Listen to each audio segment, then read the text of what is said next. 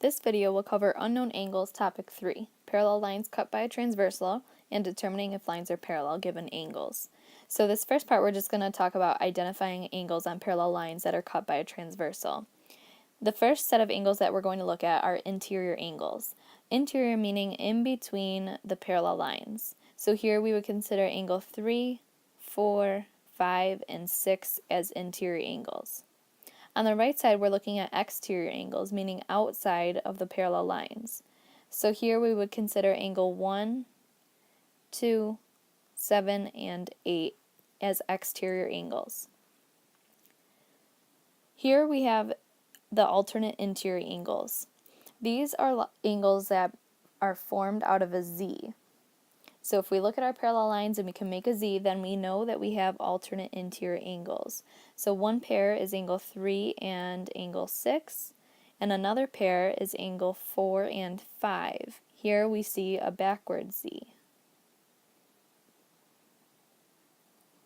Alternate interior angles get their name because they are interior, meaning on the inside of parallel lines, and they are on alternate or opposite sides of the transversal. Similarly, we see alternate exterior angles. So again, focusing on the outside, I see angle 1 and angle 8 that represent alternate exterior angles. We also have another pair of alternate exterior angles in this picture, angle 2 and angle 7. Again, they get their name because they are on alternate sides of the transversal and they are exterior, meaning outside of those parallel lines. And our last two pairs of angles are corresponding angles and same side interior angles. Corresponding angles are angles that match up. So if I were to take this whole set of angles, 1, 2, 3, and 4, and plop them on top of the bottom set of angles, 5, 6, 7, and 8, I would notice that angle 1 matches up with angle 5. So one pair of corresponding angles are 1 and 5. Another pair of corresponding angles would be angles such as 2 and 6. We could also talk about angles 3 and 7, and angles 4 and 8 being corresponding angles. The last pair of angles that we need to talk about are same side interior angles. So again, we're focusing on the inside of our parallel lines, but this time instead of being on alternate sides of the transversal, we want to look at the same side of the transversal. So here I see angles 3 and 5 as one pair of same side interior angles, and then we also have angles 4 and 6 as a pair of same side interior angles. If parallel lines are cut by a transversal, then the alternate interior angles are congruent. So the angles that we marked above with the Z, in those little crooks of the Z, we have our alternate interior angles, and they are congruent to one another, meaning they're the same measure. Alternate exterior angles are also congruent if lines are parallel. Additionally, corresponding angles are congruent if lines are parallel. Now you might think we're going to write congruent for the next one, but if lines are parallel, same side interior angles are supplementary. Which is why in the last set of angles up here, I marked my angles the way that I did. Angle 3 and 6 we know are alternate interior, so they're the same. They have two arcs, they're congruent. Angles 4 and 5 just have the one arc, showing that they're the same.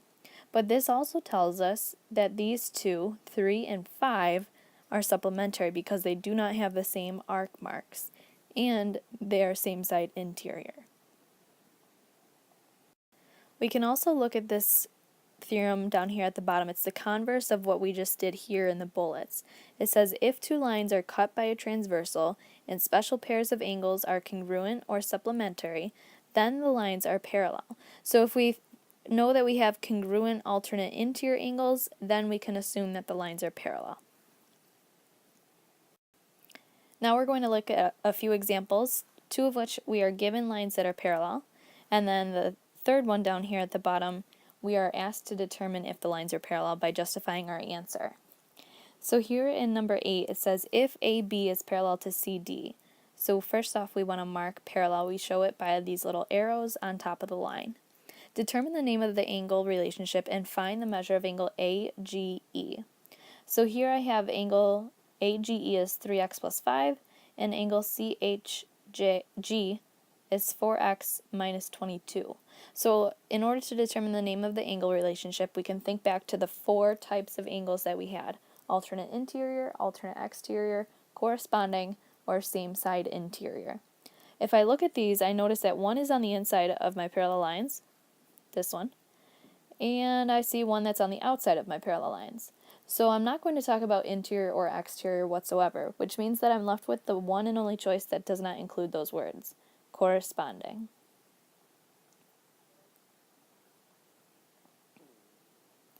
And we remember that corresponding angles are congruent. So here I'm going to take my 3x plus 15 and set it equal to 4x minus 22. And we're going to just take a minute to solve. If I subtract 3x from both sides, I have x minus 22 on the right side is equal to 15 on the left. If I add 22 to both sides, then I get x equals 37. But remember that our goal here is to find the measure of angle AGE. So I'm just plugging back in. Now I have 3 times 37 plus 15 for a total value of 226.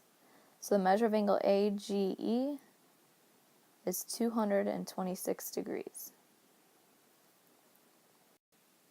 In number 9, we are given again 2 parallel lines. Line AB is parallel to line CD, so I started by marking those lines parallel. Our first step is to determine again the name of the angle relationship. And then we have to find the measure of angle CHF. So here I have 3x minus 18 and 5x minus 10. If I think about our options, again we have 4 of them: alternate interior, alternate exterior, corresponding, or same side interior. And if I'm looking at these angles, I see that they are on the inside of those parallel lines. So I want to exclude the choice of alternate exterior. I also want to exclude the choice of corresponding. When we have corresponding angles such as the ones that we saw in number 8, one was outside and one was inside of our parallel lines. So I don't want to consider that because both of these are inside. So now I have to determine, are they same side interior or alternate interior? If I look at my transversal EF, I notice that both angles 3x minus 18 and 5x minus 10 are on the left side of my transversal, meaning that they're both on the same side. So here our angle relationship is same side interior.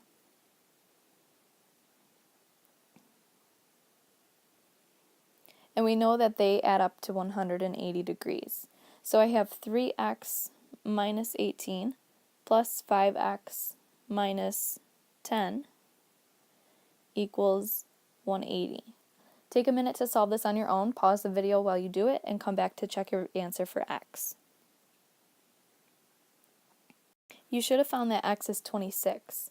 Now our last step is to find the measure of angle CHF. So if I highlight that angle here in green, I notice that there's nothing written there for that angle. No expression, no value, nothing. So I have to think back to what I know about angles, and we have 2 different options here. We can either use the fact that we have corresponding angles, AGH corresponds with CHF, or we could use the fact that we have supplementary angles, CHG and CHF. I'm going to choose our first option just because that's what I thought of first. So I know that angle CHF is equal to angle AGH.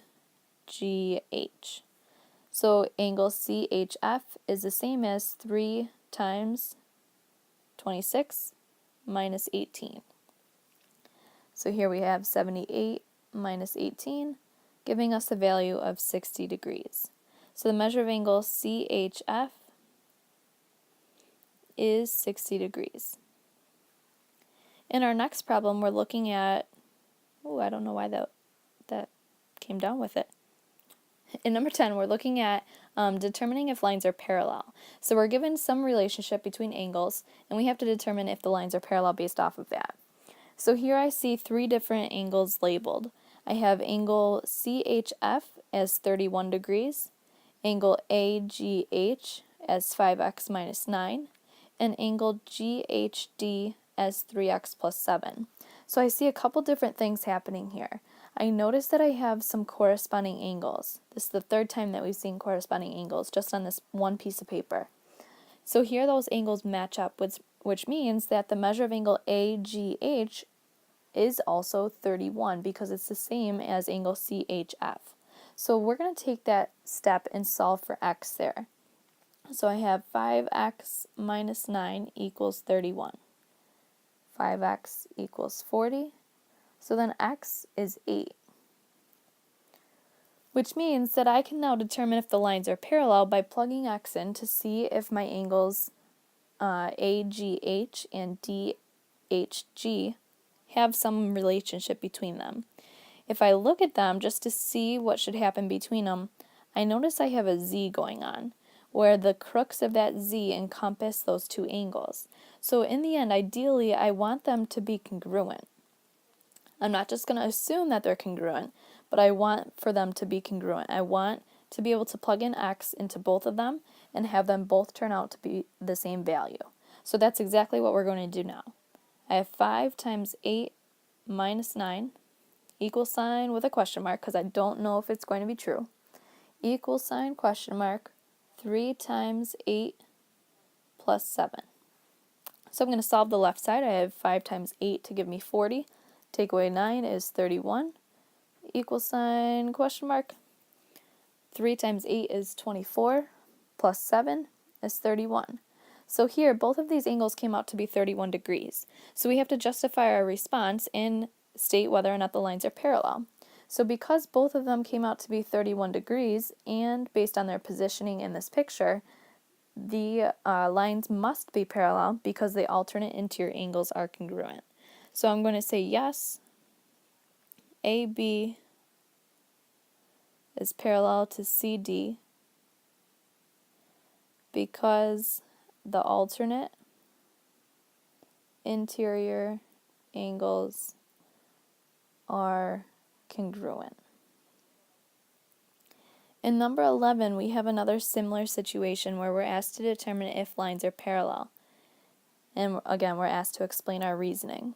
So here I want to determine if AB is parallel to CD.